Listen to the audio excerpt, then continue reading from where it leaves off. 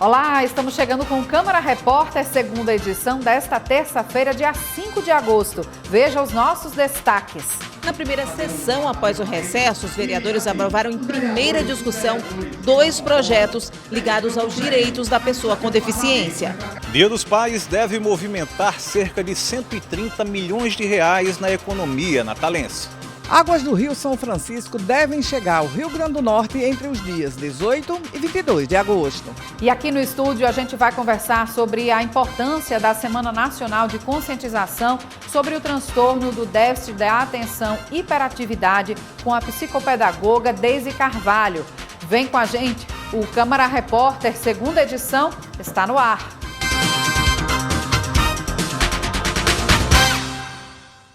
A gente começa falando sobre as atividades parlamentares da Câmara Municipal de Natal. A primeira sessão ordinária, após o recesso, foi realizada na manhã desta terça. Os vereadores aprovaram 8 projetos de lei. O retorno dos trabalhos no plenário trouxe debates sobre o cenário político nacional. É comum que a gente repercuta no plenário da Câmara os temas nacionais, porque isso afeta a vida do povo brasileiro, afeta a vida de quem mora em Natal, porque nós estamos num espaço político, então nada mais natural, ainda mais numa conjuntura política tão adversa, tão intensa, com tanta coisa acontecendo. Nós tivemos hoje o início das sessões e ontem à noite, foi decretada a prisão domiciliar do ex-presidente Jair Bolsonaro. Eu hoje estava inscrita como oradora, pela ordem alfabética, hoje a gente inicia os trabalhos e eu estava inscrita como oradora e um dos temas da minha fala era repercutir essa questão da prisão domiciliar, da medida cautelar da prisão domiciliar do ex-presidente Jair Bolsonaro. Nós estamos claramente, flagrantemente, diante de uma perseguição política que tem à frente o senhor Alexandre de Moraes, claro que em conluio com o presidente Lula e com o PT e com a esquerda. Olha só, não existe no ordenamento jurídico brasileiro essa medida cautelar de prisão domiciliar. Isso não existe. A prisão domiciliar ela é uma alternativa à prisão preventiva. Então, de uma forma arbitrária, se ele concede essa prisão domiciliar, sem haver uma condenação, nós estamos vendo aí que o Bolsonaro está sendo preso não porque se envolveu com corrupção, não porque cometeu crime, porque roubou, está sendo perseguido e sendo criminalizado por um crime que não aconteceu, por uma acusação, por crimes que ninguém consegue provar. Outro tema trazido foi o anúncio feito pela Prefeitura de Natal para a construção do Parque Linear próximo ao calçadão, na Avenida Engenheiro Roberto Freire. O Parque Linear foi anunciado pelo prefeito Paulinho Freire, um convênio assinado com o Exército Brasileiro para a ocupação daquela área que está nas margens da Avenida Engenheiro Roberto Freire. O Parque Linear naquela região vai impulsionar não só o turismo, mas ter opções de qualidade de vida, de lazer, de entretenimento, além de oportunidades de novos negócios para o ambulante, para o microempreendedor, para o empreendedor informal e também para a valorização do mercado imobiliário, dos imóveis já construídos ali e outros que estão já em fase de lançamento e de início de obras, cuja valorização destes imóveis será tremenda, haja vista que vai ser uma região que vai ficar aprazível, com oportunidades de lazer, de entretenimento, para as crianças, para a juventude. Então, além de toda essa valorização, mais qualidade de vida para a população natalense. E a gente traz a preocupação por ter visto anúncios e indicativos por parte do Ministério Público numa tentativa de questionar a legitimidade da Prefeitura de pôr à frente este projeto que vai beneficiar a cidade como um todo. Durante a sessão, os vereadores aprovaram em primeira discussão 8 projetos, 2 deles ligados aos direitos da pessoa com deficiência. Um deles, de autoria do vereador Kleber Fernandes, propõe o treinamento constante de trabalhadores do transporte público para o atendimento a pessoas com deficiência e mobilidade reduzida. Outro projeto, aprovado em primeira discussão e de autoria do ex-vereador Dixon Júnior e subscrito pelo vereador Daniel Santiago, institui o Programa Municipal de Acessibilidade e Fomento do Turismo para Pessoas com Deficiência. Outra matéria aprovada em discussão cobra a instalação da sinalização vertical, alertando para os cuidados com os ciclistas nas ruas e avenidas de Natal. O projeto garante a sinalização horizontal do cuidado com o ciclista e também nos lugares onde acontecerem acidentes graves envolvendo ciclistas, para que exista uma placa, né, de identificação, que é uma área para prevenir ou que outros acidentes ocorram, né? Nós tivemos recentemente um caso que chocou a cidade, com um ciclista que faleceu ali perto das proximidades do Shopping Midway, e até hoje não tem nenhuma placa ali dizendo que é um lugar perigoso para um ciclista trafegar, inclusive pedindo cuidado dos motoristas que dirigem seus carros, ônibus, enfim, outros tipos de veículos. Então o projeto vem nesse sentido, né, de proteção. Além da sessão, houve reuniões das comissões técnicas. Uma delas foi a de Direitos Humanos. A repórter Edesiane Moreno conversou com a presidente, vereadora Tabata Pimenta, e traz mais informações dessa primeira reunião neste semestre. A Comissão de Direitos Humanos da Câmara Municipal realizou seu primeiro encontro após o recesso parlamentar. Eu estou aqui com a presidente da comissão, vereadora Tabata Pimenta, para nos falar como é que será a ação da comissão nesse próximo semestre. E aí, vereadora, alguma novidade para esse próximo semestre?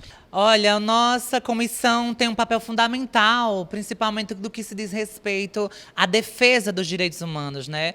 A gente viu que o mês passado, os últimos dias, né, inclusive o caso da jovem Juliana, vítima, né, de uma tentativa de feminicídio, aconteceu aqui na cidade do Natal, virou notícia nacional, e a gente vai e está colocando a nossa comissão, né, à disposição dessa jovem, né, para prestar todos os trabalhos necessários à mesma. A gente vai acompanhar de perto este caso, como tantos outros, né, que estão acontecendo diariamente, né, as violações de direitos humanos dentro da cidade do Natal. E este caso não é só um. Né? São tantas outras mulheres que estão passando diariamente por questões como essa, e de tantas outras que se foram, inclusive, que não puderam estar falando como a jovem Juliana. Então, a nossa presidência, a nossa comissão estará à disposição, acompanhará este caso, como tantos outros, porque a gente tem um papel fundamental em defesa do povo natalense. A nossa mandata, inclusive, tem um papel exatamente de fiscalizar e se dar conta de cada ação e caso que aconteça nessas violações, não só como um caso como esse, mas tantos outros dentro da cidade do Natal.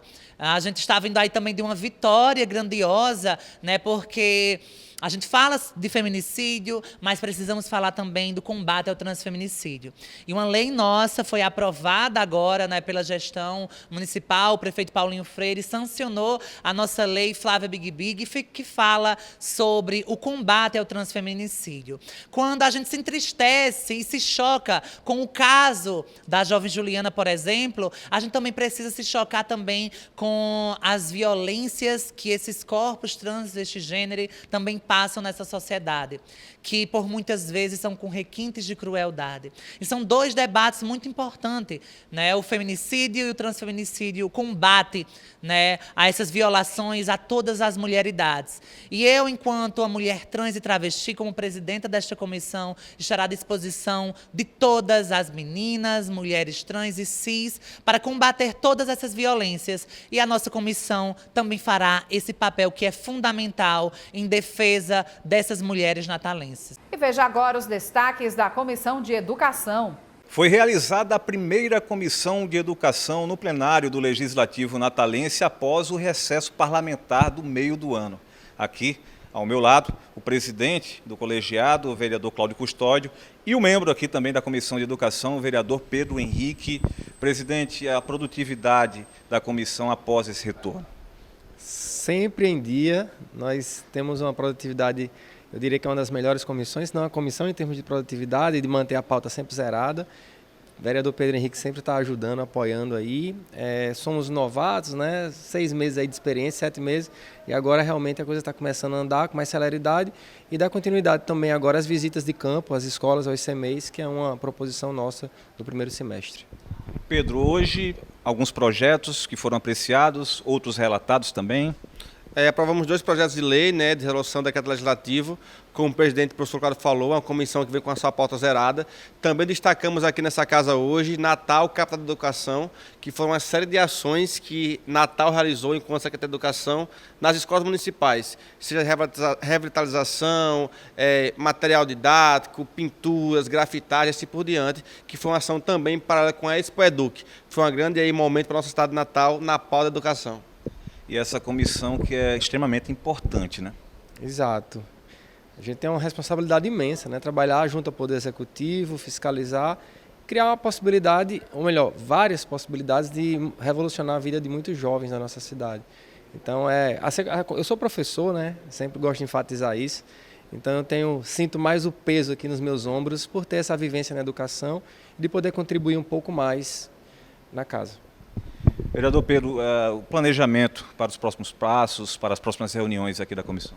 Como bem o presidente falou, a comissão está na casa e nas ruas. A gente está intercalando reuniões de comissão internas com visitas externas a CMEs, a escolas municipais, para que a gente possa entender problemas, verificar, enquanto comissão pedir ao secretário Aldo que seja resolvido. Muito bem, agradecer a presença dos vereadores Pedro Henrique, Cláudio Custódio. A comissão, mais uma vez, finalizada com a pauta zerada. Agora a gente muda de assunto e traz a expectativa do comércio natalense para o Dia dos Pais no próximo domingo. A procura pelos presentes já começou e a estimativa da CDL Natal é de que os filhos invistam até R$ 130 nas compras. Neste grande shopping de Natal, as vitrines das lojas anunciam a proximidade do Dia dos Pais. Pelos corredores, o número de consumidores cresce a cada dia. A procura dos presentes para o próximo domingo. Um relógio, meu pai gosta muito de relógio. É algo presente mais emocional, vai ser um momento, tentar gerar algum momento com ele. Eu acredito que eu vou comprar um perfume. Não para o meu pai, para o meu avô, não tenho muito contato com meu pai, mas meu avô é meu pai de criação, então eu acredito que eu vou comprar um perfume, um hidratante que ele gosta. Uma camisa. Eu estava pensando em dar uma blusa dessa para ele ou um perfume que ele gosta. A vice-presidente da Associação dos Lojistas do Shopping está muito otimista com as vendas. Nós temos visto de 1 mês e meio para cá uma movimentação, uma procura maior sobre presentes do Dia dos Pais, vestuário, calçados, inclusive óculos de sol também. Nós temos uma procura também por muitas coisas fitness para esse pai aí mais jovem, essa coisa toda. E um aumento assim de movimentação mesmo no shopping. A gente vê as pessoas comprando, vê as pessoas aí querendo realmente presentear o Dia dos Pais e homenagear essa pessoa tão importante nas famílias de hoje, que é o pai. De acordo com um levantamento realizado pela CNDL, SPC Brasil e análise da CDL Natal, o Dia dos Pais deve movimentar este ano na capital potiguar cerca de R$ 130 milhões. O ticket médio de presente está avaliado em R$ 255. Isso quer dizer o quê? A economia como um todo vai gerar. Existe alguma situação específica que está motivando, que vai impulsionar mais esse Dia dos Pais especificamente, que você vem observando também ou não? Olha, o que a gente tem observando é pós-pandemia, o convívio social hoje está aumentando. Então, com isso, a gente está vendo que vai precisar estar mais junto e mais junto vai ter o carinho, vai ter o presente, vai ter aquele afago que o pai precisa. Ainda segundo a pesquisa, os itens mais procurados para o Dia dos Pais são roupas, perfumes, calçados e acessórios.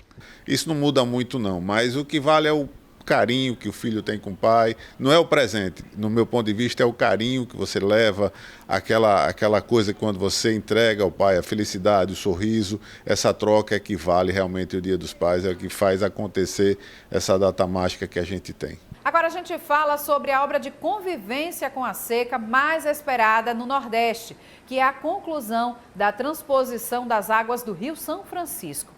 Neste mês de agosto, o Rio Grande do Norte deve começar a receber as águas para ampliar o abastecimento humano e animal nos períodos de estiagem.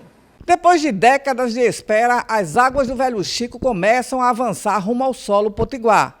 A tão sonhada transposição do Rio São Francisco agora se torna realidade e vai mudar a vida de milhares de famílias que ainda convivem com a escassez de água. Hoje inicia-se, o caminho das águas definitivamente em direção ao Rio Grande do Norte, com abertura do açude de Caiçara, lá na Paraíba. As águas ainda não estão entrando na fronteira hoje. Elas estão caminhando do açude de Caiçara. Esse caminho começou lá às 8 horas da manhã de hoje, né? Vindo lá da transposição de São Francisco, depois de ter caminhado 239 quilômetros até o açude de Caiçara, ela começa agora a descida para o Rio Grande do Norte. São mais 177 quilômetros. Amanhã ela chega e se abre as comportas do açude Avigos, na Paraíba também, depois de ter andado aí 21 quilômetros. Depois ela vai andar mais 25 até o açude de São Gonçalo. E aí, sexta-feira, abrindo as comportas de São Gonçalo, ela definitivamente caminhará no leito do rio Piranhas, encontrará o rio Piancó, e aí sim, o Piancó-Piranhas-Açu vai na direção da nossa fronteira. A previsão é que entre os dias 18 e 22 de agosto, a água deve finalmente cruzar a divisa com o Rio Grande do Norte, trazendo garantia hídrica para as cidades e possibilidades para mais desenvolvimento, como explica o secretário estadual de Meio Ambiente e Recursos Hídricos. Uma expectativa, como ela vem dentro de rio, né, em canal, né, o Ministério está prevendo entre 18 a 22 essas águas chegarão aqui, e aí nós podemos dizer que definitivamente. Daí ela vai voar de Oiticica, e de Oiticica, né, que já acontece inclusive, né, já está perenizado aquele trecho, ela segue até Armando Ribeiro Gonçalves. Então, nesses dois grandes pulmões que funcionaram quase como um organismo único, vai se fazer toda a gestão das águas, né, a partir dessas águas aí reservadas, que vai somar as águas da transposição divina das chuvas, né, com a transposição de São Francisco, que aí é humana, e vai garantir efetivamente daqui para frente a segurança hídrica daquela região. É realmente uma boa notícia, vamos esperar o fim do mês realmente para celebrar isso. E no próximo bloco vamos falar aqui sobre saúde da mulher. Saiba como utilizar os serviços das unidades móveis do Grupo Reviver e do Sesc RN. E ainda, informações sobre as inscrições para o encontro de corais da cidade do Natal. O Câmara Repórter segunda edição volta em instantes.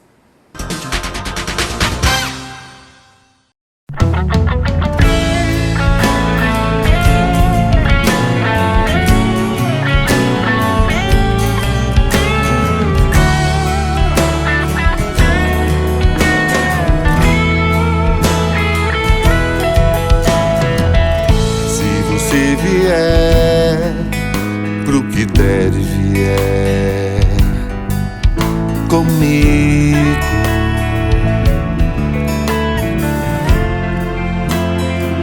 eu lhe prometo o sol. Se hoje o sol sair ou a chuva,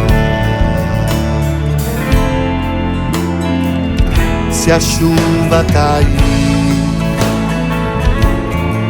se você vier até onde a gente chegar, numa praça na beira do mar, num pedaço de qualquer lugar, nesse dia branco, se branco ele for, esse tanto, esse canto de amor, se você quiser e vier pro que der e vier comigo.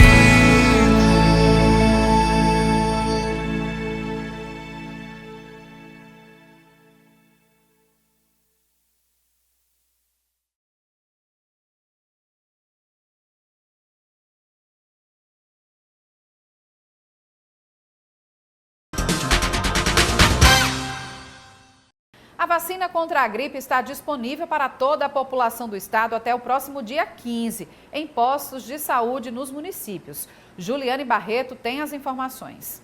Até o dia 15 de agosto fica disponível para todo mundo, mas após essa data, a vacinação contra a gripe volta a ficar restrita apenas para grupos prioritários, como idosos, gestantes e crianças com idades entre 6 meses e 6 anos. Segundo a Secretaria Estadual de Saúde, essa vacinação para todo mundo é só até o dia 15 de agosto, porque existe um número limitado de doses da vacina e o estado só conseguiu vacinar até agora 48% 10% dos grupos prioritários. Então, quem quiser se vacinar até o dia 15 de agosto, é só procurar a unidade de saúde mais perto de casa e checar direitinho o horário de funcionamento da sala de vacinação de cada uma. Agora a gente fala da saúde da mulher. É que desde o início desta semana, o Grupo Reviver está realizando mamografias gratuitas na zona norte da capital. Os atendimentos acontecem no bairro Lagoa Azul. Desde a última segunda-feira, a unidade móvel Savana Galvão do Grupo Reviver está posicionada na UBS Nordelândia, bairro de Lagoa Azul, na zona norte de Natal. Aos 72 anos de idade, Dona Célia fez questão de comparecer para fazer o exame de mamografia gratuito. Há de 2 anos que eu fiz, é bom fazer. Tem histórico na família da doença? Uma tia faleceu de câncer no seio. Quem também compareceu por ter histórico de câncer de mama na família foi a Andréa. Ela não abre mão de se prevenir contra a doença. Minha irmã já teve e conseguiu vencer, né, o câncer. Então eu fiquei preocupada e tive que fazer o exame. Faço toda vez, uma vez no ano eu faço. Para ser atendida pelo Grupo Reviver, a mulher deve se apresentar aqui na UBS Nordelândia, portando documento de identificação, cartão SUS e comprovante de residência de Natal. Os atendimentos iniciam a partir das 7 horas da manhã e são finalizados diariamente às 4h30 da tarde. Nós distribuímos 70 fichas todas pela manhã, mas são divididas de 35 para de manhã e 35 para tarde. As mulheres terão que ter de 40 a 75 anos, não precisa de requisição, cartão SUS de Natal e comprovante de residência. E ter feito há mais de um ano, que o SUS só abre esse exame uma vez por ano para cada paciente. Os atendimentos na UBS Nordelândia ocorrem até a próxima sexta-feira. Neste mês, o Reviver estará também no bairro das Rocas e no Conjunto Mirassol. E a importância de realizar esse exame? A importância é o diagnóstico precoce, porque quanto mais cedo se descobre a doença, mais chances a pessoa tem de ser curada.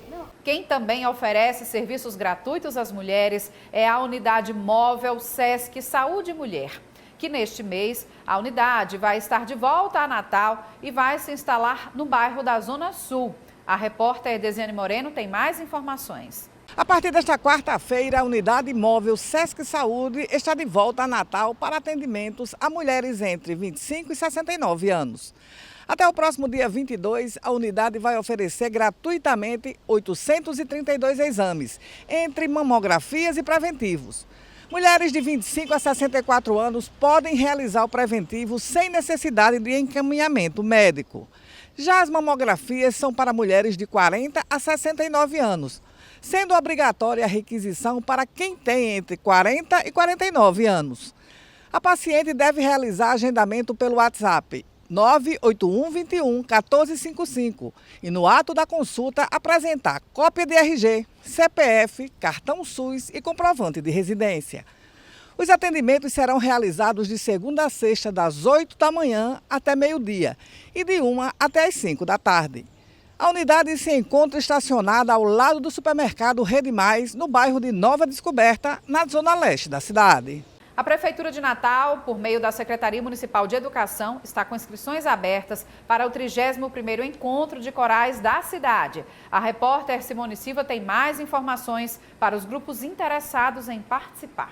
A Secretaria Municipal de Educação está com inscrições abertas até o próximo dia 12 de setembro para a 31ª edição do Encontro de Corais de Natal e a 23ª edição nacional do Encontro de Coros de Natal. O evento ocorre nos próximos dias 11 a 15 de novembro, a partir das 19 horas, no Centro de Referência em Educação Aloísio Alves, o CEMORE. O objetivo do Enconat é intercâmbio cultural, difusão, integração, incentivo ao desenvolvimento dos corais. O evento foi realizado pela primeira vez em 1995 e desde então ocorre de forma ininterrupta todo mês de novembro. E só reforçando aqui, as inscrições do Encontro de Corais aqui da cidade vão estar abertas até o próximo dia 12 de setembro. E para fazer essas inscrições, vocês encontram o formulário de inscrição disponível no site da Prefeitura de Natal, o natal.rn.gov.br. divulgar o talento e trabalho de compositores potiguares. Esse é o objetivo do projeto Cantautores. E nesta quarta-feira tem mais uma apresentação dessa mostra no Teatro Alberto Maranhão.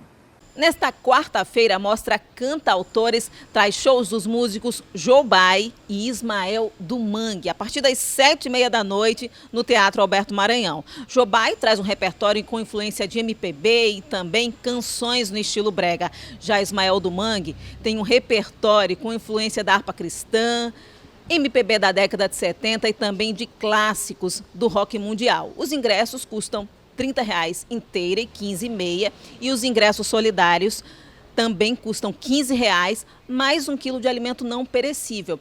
Eles estão à venda nas lojas Disco, também Sem Etiqueta e na plataforma Outgo. A mostra Cantautores, ela é promovida pela Rede Potiguar de Música em parceria com a Fundação José Augusto e tem como objetivo trazer mais visibilidade para compositores potiguares de diferentes gerações. Serão shows realizados até o mês de dezembro, uma vez por mês, e a programação completa pode ser conferida no Instagram, @Rede Potiguar de Música. Excelente dica mesmo, vale a pena conferir. Você já ouviu falar em TDAH, transtorno de déficit da atenção, hiperatividade? Esse vai ser o assunto da entrevista aqui no estúdio com a psicopedagoga Deise Carvalho. Então não saia daí que nós voltamos já.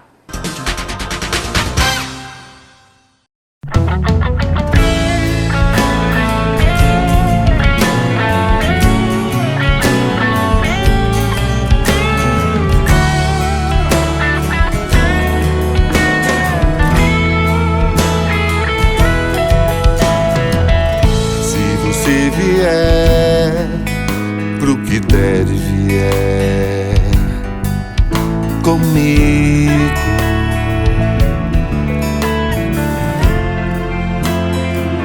eu lhe prometo o sol.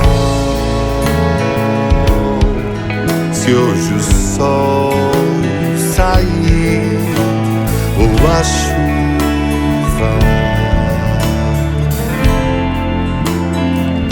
se a chuva cair, se você vier até onde a gente chegar, numa praça na beira do mar, num pedaço de qualquer lugar, nesse dia branco, se branco ele for, esse tanto, esse canto de amor. Se você quiser e vier, pro que der e vier comigo.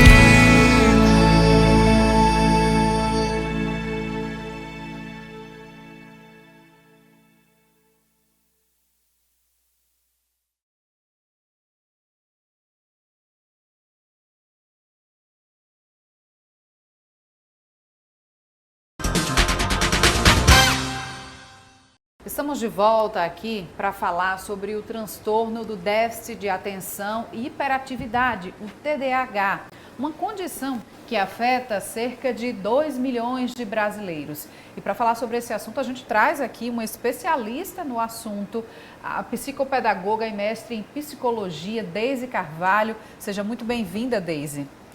Boa tarde, muito obrigada. Prazer estar aqui falando sobre TDAH.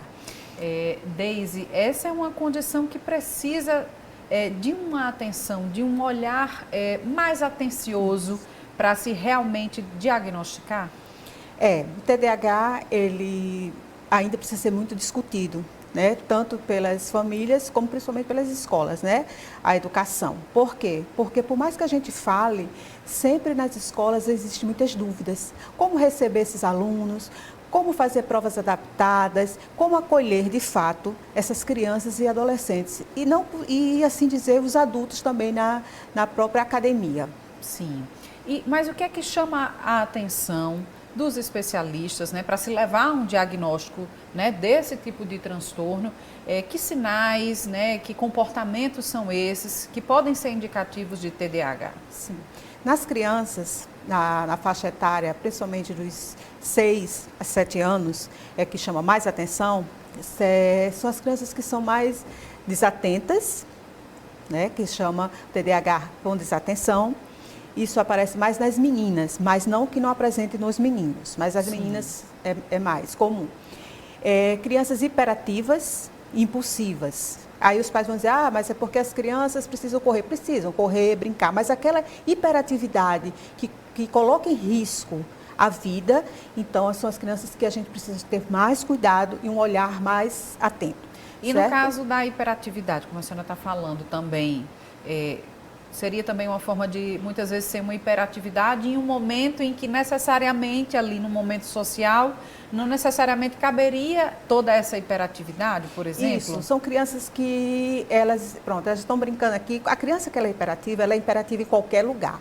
Certo? É o que os especialistas nos estudos, nas pesquisas mostram. Ela não é imperativa só em casa. Ela é imperativa na escola, na rua, no shopping. Ela está aqui, por esse momento, ela sobe em cima desse móvel, então ela vai pular, então ela coloca a sua vida em risco. Então, é o que nós chamamos. Sim, essa criança realmente ela é imperativa. Ela está na cozinha, ela mexe no fogão, então essa é a criança típica hiperativa. É a que não consegue parar de jeito aquele nenhum. Corpo está em movimento o tempo todo. Então, essa sim, é hiperativa impulsiva. Sim. Então, ela tem os dois transtornos, certo? É o que chamamos de transtorno misto, certo? Então, ela pode ter também a desatenção. Pode ter os 3. Que é aquela coisa também, por exemplo, de querer chamar a atenção e ela não... Na verdade... se atentar, ou está mais relacionada à questão, por exemplo, educacional, né? Que pode ser algo também em que se perceba mais, né? Nesse desenvolvimento escolar. Exatamente. Então, na escola, o que é que acontece? Às vezes o professor diz assim, ela não para. Eu coloco uma atividade, para ela ficar sentada, ela não fica. Ela mexe com um, mexe com o outro. Não consegue concluir a atividade. Então, isso já é um alerta para que chame os pais, encaminhe para o profissional fazer uma avaliação. Sim. Então, já é um sinal de 6, 7 anos. Na adolescência, aí tem vários fatores. Porque tem os hormônios, né? Então, tem toda essa questão hormonal, mas aquela criança que fica sempre com a perna, fica com o lápis, rasga a calça, tem adolescente que rasga. Tiques, né? Esses tiques podem ser um sinal, sim, de TDAH, adolescente com hiperatividade e impulsividade, certo? Que eles não conseguem. Então, aquilo ali que nós chamamos de regulação. Ele precisa se regular e se regula exatamente dessa forma. Para o adulto é mais complicado, é mais complicado. Daisy, assim, a gente sabe que, enfim, passa a tomar conhecimento de muitas pessoas que tiveram um diagnóstico tardio. Né? Como é que isso impacta na vida do adulto? O adulto, eu fico assim, às vezes muito preocupada quando chega no consultório. Por quê? Porque ele passou por todas essas fases e não foi olhado de uma forma cuidadosa. Então, ele procrastina mais.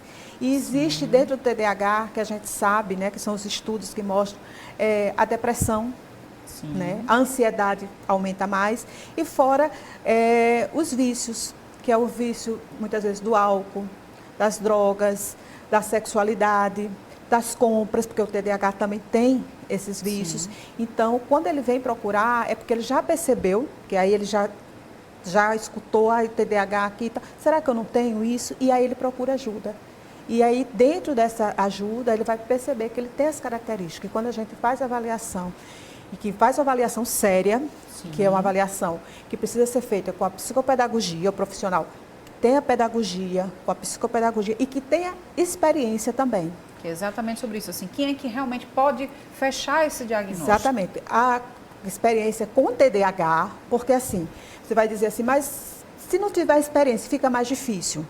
Porque você tem que ter experiência com adultos, porque tem toda uma história, porque é diferente de uma criança, que não é que ela não tem história, mas ele vai trazer toda uma história de vida, que você vai ter que analisar essa história e fazer todos os testes, projetivos, cognitivos, executivos, tudo, gente, é tudo. Depois disso, de você fazer toda essa coleta, porque com adulto não vai ser mais com o pai, não vai ser mais com mãe, vai ser com ele. Você fizer todos esses testes, você vai encaminhar para a colega da psicologia, é psicóloga, com especialização em neuropsicologia. Tem que ser neuropsicóloga. Também que tem uma referência boa em TDAH, tá? Porque ela vai levantar se ele tem transtorno de linguagem, que é TDL, se ele tem bipolaridade, porque ela estuda a saúde mental. Sim. Se tem, tá com burnout, ou se ela tem borderline, tudo dentro desse transtorno. Pode estar tudo dentro disso? Pode estar, porque tem outros transtornos, pode ter associados. Descartando isso, ele pode ter só o TDAH, mas pode ter o TDAH com autismo. Sim. E pode não ter só o TDAH. Okay. Depois desse fechamento, né, que a gente vai estudar, nós vamos encaminhar para o neuro, que é o neuro que vai bater, como chamamos, bater o martelo.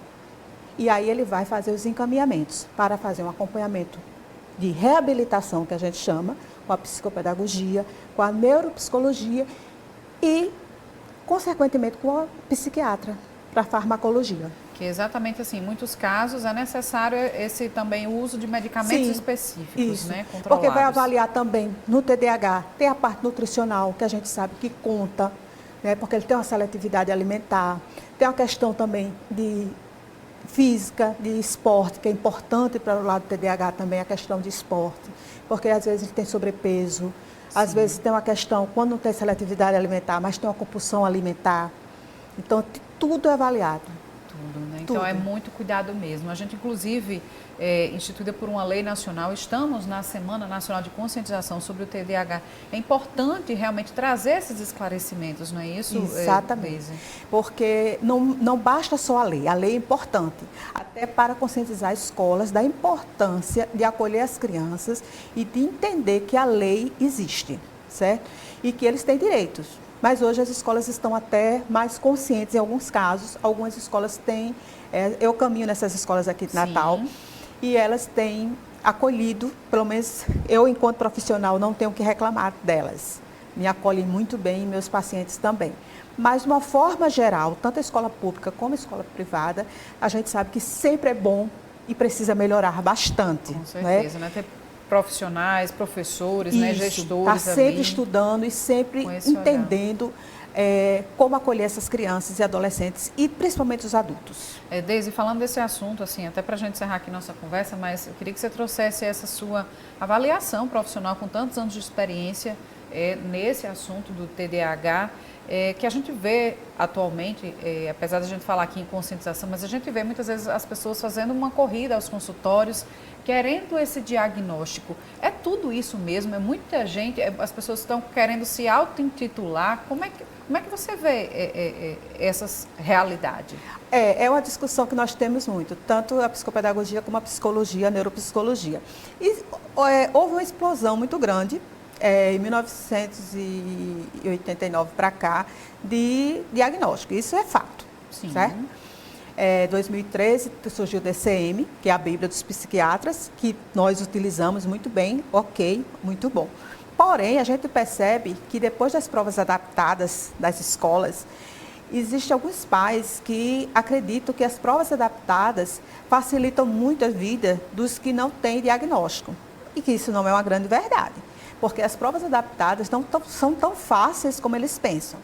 Então, quando percebe que as outras crianças que têm autismo, têm TDAH, mas voltando para o TDAH, acham que estão tirando notas boas, aí dizem assim, está com a profissional tal, vamos até ela porque ela é muito boa e tal, vamos até o consultório para ver se consegue um diagnóstico. Nós não damos diagnóstico, nem o psicopedagogo, nem o neuropsicólogo, mas fazemos as observações para ser encaminhada para o neuro, e comigo não funciona, nem com as colegas que eu tenho da neuropsicologia. Então, que a gente faz a avaliação e percebe que não tem nada, às vezes uma ansiedade, às vezes uma depressão, às vezes tem outro transtorno. Tem que tratar outras coisas, na verdade. Às vezes, muitas vezes até a família, que precisa ser acompanhada com um psicólogo. Então, a gente vê que não tem. Então, não funciona, gente. Criança, o diagnóstico é em último caso. Porque ninguém quer receber um diagnóstico. Não que o TDAH não, inclusive, muitos estão na universidade. A doutora Ana Beatriz, que é psiquiatra, está aí renomada. Porém, diagnóstico é para quem precisa. E não para quem quer. Para quem quer. Fica essa reflexão aí. Então, realmente, sempre busque os profissionais qualificados, como você bem falou aqui. Exatamente, né, profissionais sérios que realmente vão fazer uma avaliação precisa. Então, muito obrigada aqui pelas suas observações e considerações sobre esse assunto, que é realmente muito sério. Eu conversei aqui com a psicopedagoga e mestre em psicologia, Deise Carvalho, aqui sobre o TDAH. Muito obrigada. E esta edição do Câmara Repórter fica por aqui. É você que nos acompanha. Obrigada pela audiência. A gente volta a se encontrar nesta quarta-feira com outras notícias da Câmara Municipal e também aqui da nossa cidade. Tchau.